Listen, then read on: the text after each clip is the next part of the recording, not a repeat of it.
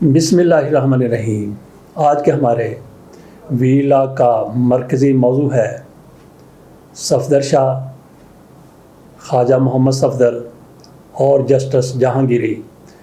ان میں دو جج صاحبان ہیں جن کو ایک ہی طرح کی صورتحال کا سامنا کرنا پڑا۔ ان میں جسٹس جہانگیری صاحب کو کچھ عرصہ قبل ان کی جعلی ڈگری قرار دے کر کام سے روک دیا گیا۔ کام سے روکنے والے اس عدالت میں آئے تھے جناب سرفراز ڈوگر صاحب۔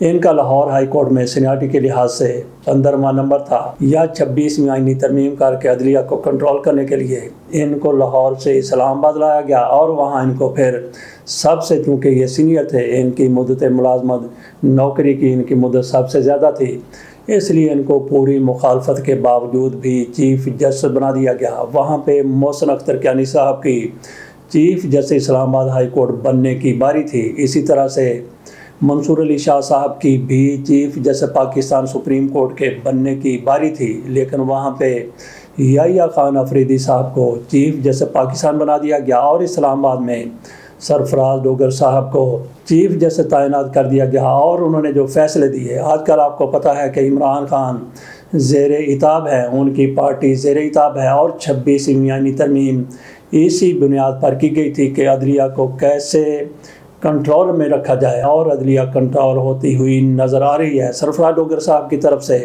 ان کی عدالت میں یہ معاملہ گیا، حالانکہ یہ معاملہ سپریم جوڈیشل کونسل میں بھی موجود ہے۔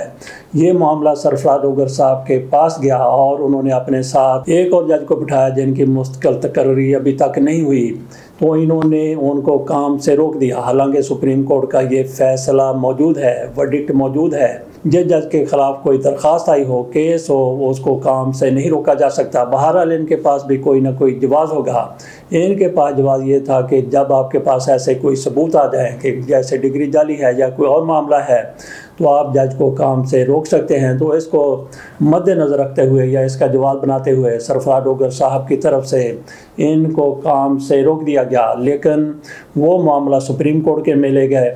لیکن جیسے جہانگیری صاحب معاملہ سپریم کورٹ میں لے گئے، وہاں پہ پہلے ہی 5 ججوں کا معاملہ موجود تھا، درخواست موجود تھی۔ 5 ججوں نے جا کے کہا تھا کہ یہ سرفراز ڈوگر صاحب یہ یہاں پہ آئے ہیں، ان کو چیف جسٹس بنا دیا گیا ہے۔ سینیارٹی کا تعین کیا جائے کہ جب کسی کورٹ میں کوئی بندہ آتا ہے اس روز سے اس کی سینیارٹی شروع ہوتی ہے، لیکن اس بندے کو پچھلی عدالت کی سینیارٹی بھی دے دی گئی ہے۔ تو یہ 5 جج صاحبان گئے تھے سپریم کورٹ، ان میں طارق محمود جہانگیری بھی شامل تھے، اور سب سے سینئر جج، آج بھی جو سب سے سینئر جج ہیں محسن اختر کیانی، وہ بھی ان میں شامل تھے۔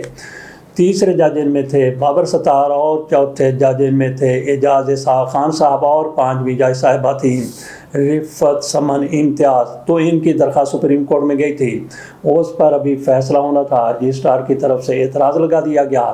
اسی دوران جہانگیری صاحب کو کام سے روک دیا گیا، اور پھر سندھ ہائی کورٹ بھی وہ بھی ایکشن میں آئی، اور ادھر سندھ ہائی کورٹ کے آگا کی سربراہی میں، ان کی سربراہی میں بینچ تھا، انہوں نے جہانگیری صاحب کو بلایا اور انہوں نے وہاں پہ جا کے اپنا معاملہ پیش کیا، لیکن جج صاحب کے آگا صاحب بھی وہاں پہ ناراض ہو گئے، غصے میں آ گئے، اور وہاں پہ ان کے خلاف نعرے بازی کی گئی۔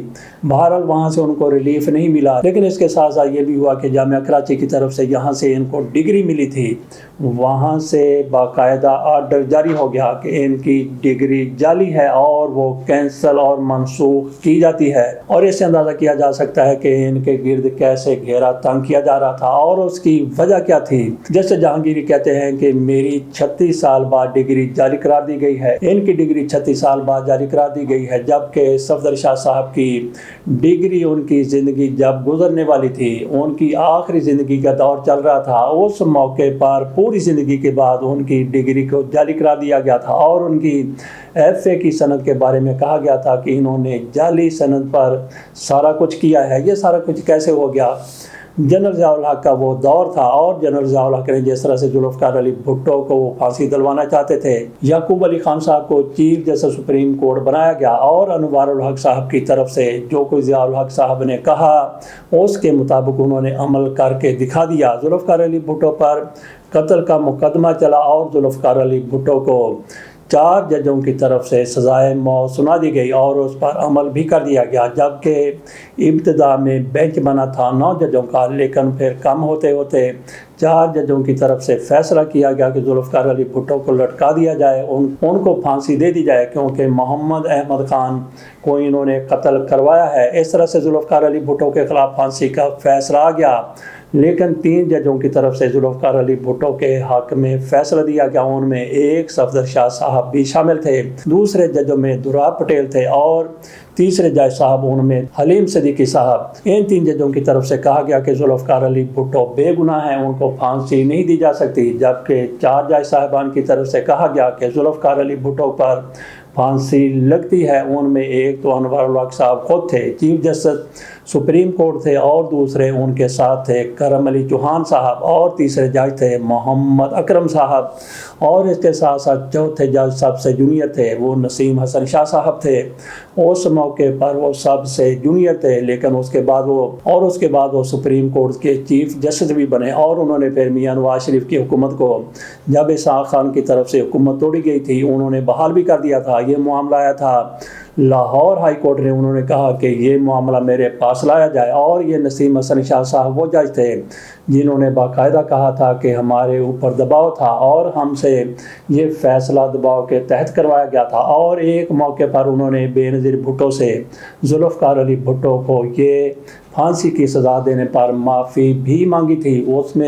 اس پر آگے چل کے بات کرتے ہیں، اور کس کے سامنے، اور یہ تھے ڈاکٹر عبدالقدیر خان صاحب، جن کے پاس نسیم حسن شاہ صاحب چل کے آئے تھے، اور بے نظیر بھٹو کو بھی ڈاکٹر عبدالقدیر خان صاحب نے درخواست کر کے وزیر اعظم تھی اپنے پاس بلایا تھا۔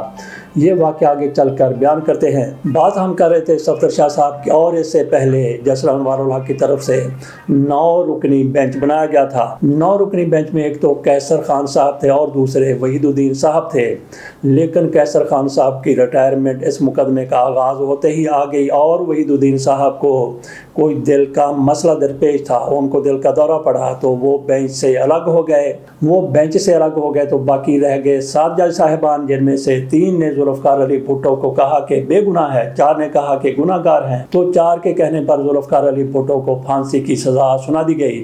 جس طرح سے بات کر رہے ہیں کہ جہانگیری کی ڈگری کو جعلی قرار دیا گیا، کیوں جعلی قرار دیا گیا؟ جہانگیری صاحب سب سے زیادہ کس کو دکھ رہے تھے؟ سب سے زیادہ وہ دکھ رہے تھے طارق فضل چودھری صاحب کو، کیونکہ یہ بھی ان 3 لوگوں میں شامل تھے اسلام آباد میں جو ہار گئے تھے الیکشن 8 فروری 2024 کا، اور ٹریبیونل بنا تھا ان کی سربراہی میں۔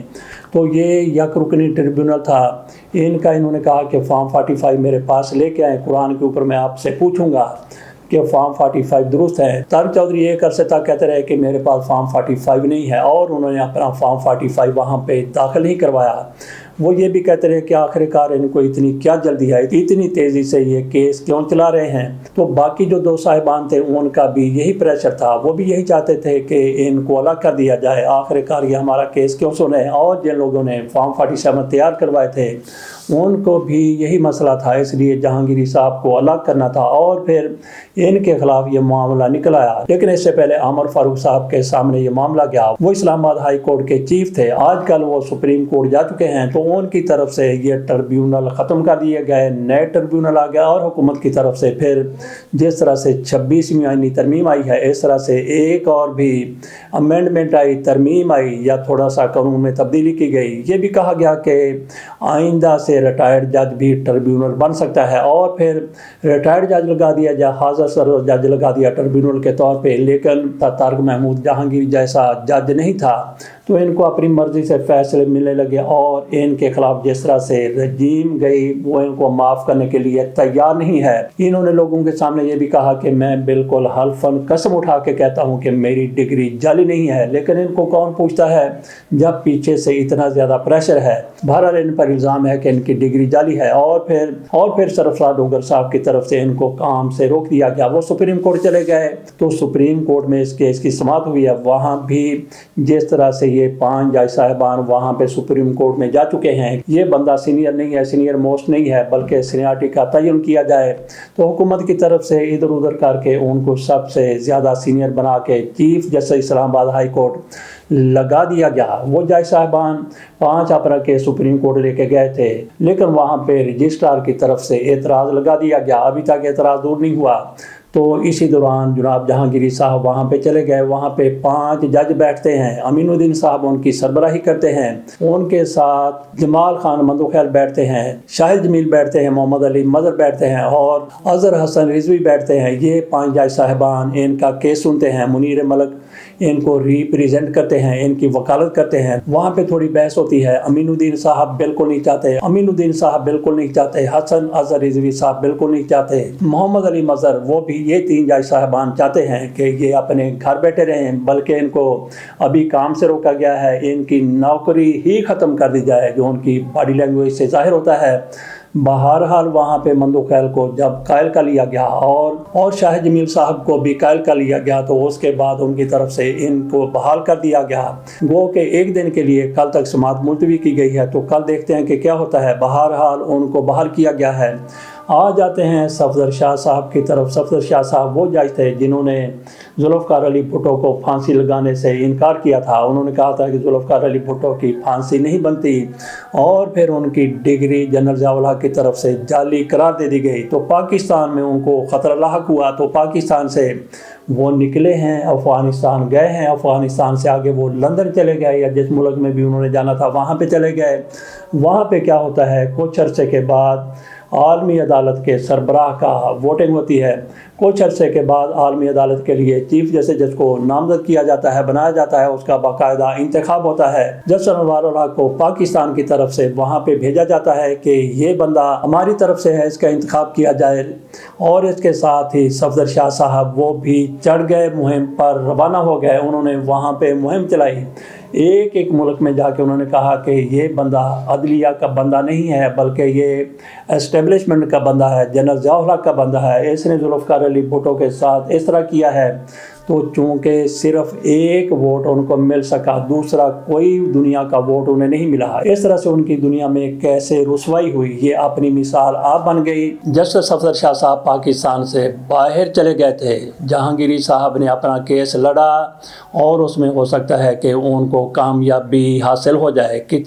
کتنا فیصد امکان ہے ان کی کامیابی کا؟ میرا خیال ہے کہ جس طرح کی آج کی صورتحال ہے، 26 آئینی ترمیم ہو چکی ہے، اور جسٹس امین الدین صاحب آئینی بینچ کے سربراہ ہیں، مجھے لگتا ہے کہ 1% امید کی جا سکتی ہے کہ جہانگیری کو اس طرح سے انصاف مل جائے گا، باقی 99% بلکہ اس کو بھی تھوڑا سا آگے لے جائیں، مزید اضافہ کر لیں، امید نہیں ہے کہ ان کو انصاف مل جائے، کیونکہ بینچ کا اکثریتی فیصلہ ہوگا، اور اکثریتی فیصلے میں کون ان کو گھر بھجوانے کے لیے تیار بیٹھا ہوا ہے۔ ان کے بھی بچے ہیں جنہوں نے اس ڈگری کا فیصلہ کرنا ہے، انہوں نے بھی ترقیاں لینی ہے۔ یہ تو اگلے جہاں جا کے پتہ چلنا ہے کہ اس بندے نے انصاف کیا یا پھر انصاف کا قتل کیا، اس میں بڑی مدت باقی ہے ان کے مطابق، کیونکہ ان کو بھی میری طرح آپ کی طرح یقین ہے کہ ہم نے مرنا ہے، لیکن کوئی بھی بندہ ان سمیت نہیں کہتا کہ میں نے کبھی نہیں مرنا، لیکن یہ کہتے ہیں کہ ہم نے ابھی نہیں مرنا۔ اس لیے اس زندگی کو سنوارنے کے لیے، اس کو پرتعیش بنانے کے لیے یہ کسی بھی حد تک چلے جاتے ہیں، حالانکہ اللہ تعالیٰ اسی دنیا میں بہت کچھ دکھا دیتا ہے۔ خواجہ صفدر کی بات کر لیتے ہیں، وہ بھی جنرل ضیاء الحق کی مجلس شورا کے چیئرمین ہوا کرتے تھے، اور پھر ان کے بیٹے آج کل خواجہ آصف وزیر دفاع ہیں، کئی مرتبہ وزیر رہ چکے ہیں، لیکن اب وہ فارم 47 پر وزیر بنے ہیں۔ کوئی شرم ہوتی ہے، کوئی حیا ہوتی ہے، لیکن ان کو کیا پتہ کہ کیا ہوتی ہے۔ یہ ریحانہ ڈار سے برے طریقے سے ہزاروں 1 لاکھ کے قریب ووٹوں سے ہار گئے تھے، لیکن انہوں نے فارم 47 پر کامیابی اپنی یقینی بنا لی۔ تو خواجہ آصف صاحب کے والد صاحب خواجہ صفدر ہوا کرتے تھے، وہ ضیاء الحق کے ساتھی رہے، تو خواجہ آصف کی طرف سے کئی بار کہا گیا ہے کہ میں معذرت کرتا ہوں۔ انہوں نے کہا کہ میں 4 بار معذرت کر چکا ہوں کہ میرے باپ نے جنرل ضیاء الحق کا ساتھ دے کر غلط کیا تھا، غیر سیاسی فیصلہ تھا۔ اس طرح سے خواجہ آصف صاحب نے اپنے والد کے نظریات سے علیحدگی اختیار کی ہے، لیکن آج کل ان سے بھی چند قدم آگے جا کے یہ وہی کچھ کر رہے ہیں جو ان کے باپ کر رہے تھے۔ ہمارا ویلاگ طویل تر ہو रहा है, इसको यहीं पे वाइंड करने की कोशिश करते हैं। जैसा कि आपको कहा था कि जुल्फ़िकार अली भुट्टो की बेटी से नसीम हसन शाह साहब की तरफ से माफ़ी मांगी गई थी। ये क्या मामला था? डॉक्टर मोहम्मद फ़ारूक साहब हैं, वो डॉक्टर अब्दुल कदीर ख़ान के दस्ते रास्त हुआ करते थे। डॉक्टर कदीर ख़ान की गिरफ़्तारी से 2 महीने पहले उनको उठा लिया गया था। इससे डॉक्टर अब्दुल कदीर ख़ान को ये खुड़क गई थी, पता चल गया था कि आइंदा मेरी बारी आने वाली है। और फिर 2 महीने के बाद डॉक्टर अब्दुल कदीर ख़ान को भी उठा लिया गया। इससे आप अंदाज़ा कर सकते हैं कि इन दोनों के कितने आपस में मरासम थे। ये डॉक्टर कदीर ख़ान के बिल्कुल करीब हुआ करते थे। मेरी इनके साथ 3-4 मुलाकातें हो चुकी हैं।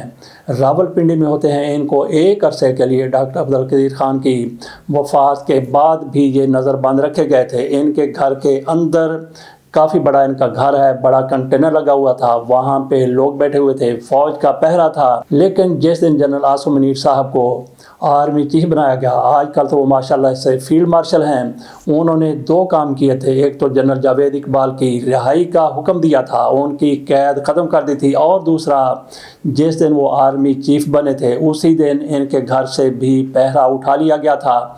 कंटेनर वहाँ पे पड़ा हुआ है, लेकिन वो उनका अपना कंटेनर है।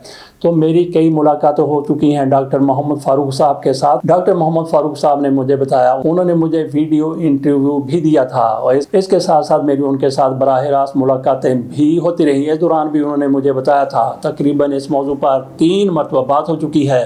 उसमें उन्होंने कहा, एक मरतबा तो उन्होंने कहा कि मैं भी वहाँ मौजूद था, लेकिन जो उन्होंने वीडियो इंटरव्यू दिया उन्होंने कहा कि मुझे डॉक्टर अब्दुल कदीर ख़ान ने बताया था कि उनके पास जस्ट नसीम हसन शाह साहब आए, रिटायरमेंट की ज़िंदगी गुजार रहे थे, बेनज़ीर भुट्टो की हुकूमत थी। तो उन्होंने कहा कि मुझे रात को नींद नहीं आती। तो मैंने कहा, डॉक्टर कदीर ख़ान कहते हैं कि आखिरकार हुआ क्या है? तो उन्होंने कहा कि नींद मुझे इसलिए नहीं आती कि जुल्फ़िकार अली भुट्टो का फ़ैसला जो हम लोगों ने किया था, दबाव के तहत किया था। डॉक्टर नसीम हसन शाह साहब ने कहा कि मुझे चैन नहीं आ रहा, सुकून नहीं आ रहा। तो इन्होंने कहा कि आप फिर क्या करना चाहते हैं? तो उन्होंने कहा कि बेनज़ीर भुट्टो से माफ़ी मांगना चाहता हूँ। डॉक्टर अब्दुल कदीर ख़ान साहब के बकौल जो मुझे डॉक्टर मोहम्मद फ़ारूक साहब की तरफ से बताया गया कि उन्होंने फिर बेनज़ीर भुट्टो को फ़ोन किया। बेनज़ीर भुट्टो वज़ीर आज़म थी और डॉक्टर अब्दुल कदीर ख़ान का बहुत ज़्यादा एहतराम करती थी। उन्होंने अपने पास आने के लिए कहा, शायद उन्होंने फ़ोन पर भी आगाह कर दिया हो। बहरहाल बेनज़ीर भुट्टो अगले रोज़ वहाँ पे आ गई। नसीम हसन शाह भी जो टाइम मुकर्रर किया गया था उस पर आ गए। वहाँ पे बैठ के नसीम हसन शाह साहब की तरफ से पूरी बात की गई और बेनज़ीर भुट्टो से माफ़ी मांगी गई। मुझे लगता है कि एक रोज़ पहले डॉक्टर अब्दुल कदीर ख़ान की तरफ से सारा माजरा उनके सामने रख दिया गया था, इसलिए वो ज़हनी तौर पर तैयार हो के आई थी। कहा यह जाता है कि जैसे ही डॉक्टर नसीम हसन शाह साहब की तरफ से कहा गया, हमारे ऊपर बहुत दबाव था, इसलिए जुल्फ़िकार अली भुट्टो को हमने फांसी की सज़ा सुना दी थी। आजकल मुझे रातों की नींद नहीं आती, मैं बेचैन हूँ, मैं बेकल रहता हूँ, मेरी ज़िंदगी बर्बाद होकर रह गई है, तो मुझे बेटी माफ़ कर दीजिए। तो नसीम हसन शाह साहब बेनज़ीर भुट्टो से काफ़ी ज़्यादा उम्र में बड़े थे, तो उन्होंने कहा, बेटी मुझे माफ़ कर दीजिए। कहते हैं कि बेनज़ीर भुट्टो की आंखों से 2 बड़े बड़े आंसू गिरे और उन्होंने कहा कि ठीक है, मैं आपको माफ़ कर देती हूँ, क्योंकि आज इसके सिवा कोई चारा नहीं है, क्योंकि वो मामला अनडू नहीं हो सकता, मेरे बाप वापस नहीं आ सकते। इस तरह से ये मामला हुआ कि जनरल ज़ियाउल हक की तरफ से एक जाल फैलाया गया था जुल्फ़िकार अली भुट्टो को फांसी देने के लिए, और जो बंदा फांसी के लिए आमादा नहीं था उसकी डिग्री, उसकी सनद, FA की सनद को जाली करार दे के उसको पाकिस्तान से फ़रार होने पर मजबूर किया गया। इसी तरह से जहांगीरी के ख़िलाफ़ ये मामला उठाया गया है। तो जहांगीरी की लगता है कि डिग्री दुरुस्त है, क्योंकि वो कसम खा चुके हैं। वैसे भी जिस तरह से मामलात हैं उससे यही लगता है कि जहांगीरी की डिग्री दुरुस्त है। सिर्फ़ और सिर्फ उनको राह रास्त पर लाने के लिए, अपने रास्ते से हटाने के लिए उनकी डिग्री को जाली करार दिया जा रहा है। यहाँ पे ये भी आप मद्देनज़र रखिए कि किस तरह से ये लोग पीछे पड़ जाते हैं और माफ़ बिल्कुल नहीं करते। जिस तरह से सुहेल वड़ाई साहब हैं, वो किस तरह से माफ़ी पे माफ़ी मांग रहे हैं, लेकिन उनको माफ़ करने के लिए ये रजीम तैयार नहीं है। इसके साथ इजाज़त दीजिए, माज़रत चाहते हैं कि ये व्लॉग थोड़ा सा तवील हो गया। अल्लाह हाफिज़।